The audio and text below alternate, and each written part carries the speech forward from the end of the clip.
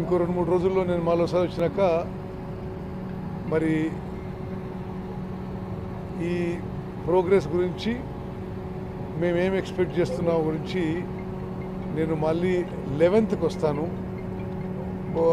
ముఖ్యమంత్రి గారి స్థాయిలో మరి వారు ఇక్కడ రావడమా, హైదరాబాద్లో 11వ తారీఖు సమీక్ష ఉంటుంది. ఆ తర్వాత మేము ఒక ప్రకటన చేస్తాం. కేరళ నుంచి వచ్చిన ఈ క్యాడవర్ డాగ్స్ 3 మరి శరీరాలు ఉండే చోట ఆ ఇండికేషన్ ఉంది. అక్కడ ఆ ఉత్తరకాశీ నుంచి వచ్చిన రైట్ మైనర్స్ వాళ్ళు తవ్వుతున్నారు. బహుశా రేపటి వరకు తెలుస్తుంది. పరిహారం విషయాల్లో ఏమన్నా ప్రభుత్వం నిర్ణయం తీసుకుందా? తప్పనిసరిగా అంటే మేము వాళ్ళు ఇక లేరు అనే ఒక నిర్దిష్టమైన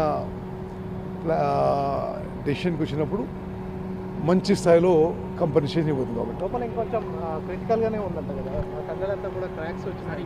లోపలికెళ్ళే రెస్క్యూ టీమ్స్ జాగ్రత్త అంటే 50 ఇప్పుడు 14 కిలోమీటర్ టనల్ ఇది. 13 కిలోమీటర్ల 950 మీటర్ల వరకు ఇప్పుడు అంతా క్లియర్గా ఉంది. చివరి 50 మీటర్లలో ఈ రెస్క్యూ అండ్ రిలీఫ్ ఆపరేషన్స్ చేయడము, ఎవరైతే లోపల పోతారో వాళ్ళకు కూడా లైఫ్ రిస్క్ ఉందనేది ఇప్పుడు ఎక్స్పర్ట్ చెప్తున్న విషయం. అందుకోసమే రోబోస్ తెప్పించాము. రేపటి నుంచి రోబోస్ కూడా పనిచేస్తాయి.